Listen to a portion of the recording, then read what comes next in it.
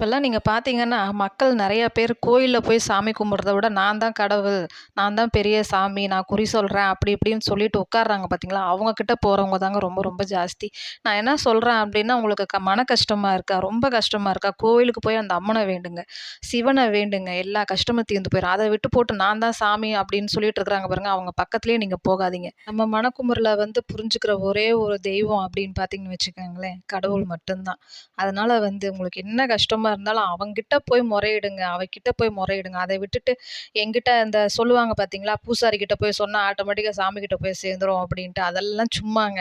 நீங்க நேரடியாவே கடவுள்கிட்ட வேண்டலாம். அம்மா கிட்ட வேண்டலாம். சத்தியமா சொல்றேன். நீங்க என்ன வேண்டுறீங்களோன்னு உங்க மனசுக்குள்ள நீங்க என்ன நினைக்கிறீங்களோ கண்டிப்பா அவளுக்கு தெரியும். அத விட்டு போட்டு பூசாரிட்ட சொல்லி பூசாரிய சாமி கும்பிடாதீங்க. சொன்னது எல்லாத்துக்கும் கொஞ்சம் கஷ்டமா தான் இருக்கும். பரவால்ல இருந்தாலும். ரொம்ப பெரிய கஷ்டத்துல இருப்போம். மீள முடியாத அளவுக்கு கஷ்டத்துல இருப்போம். அந்த மாரி ஒரு நேரத்துல ஒரு கை நம்மள தூக்கி விடுற மாரி ஒரு கை வரும். இந்த மாரி நேரத்துல நம்ம மனசு தளர விடாம அதிலிருந்து முழிச்சுக்கணும். முழு தைரியத்த வர வச்சுட்டு, நம்மளுக்காக நாமளே போராடணுங்க. அப்படி போராடினா மட்டும் தான் நம்மளால அந்த பிரச்சனையிலருந்து வெளில வர முடியும்.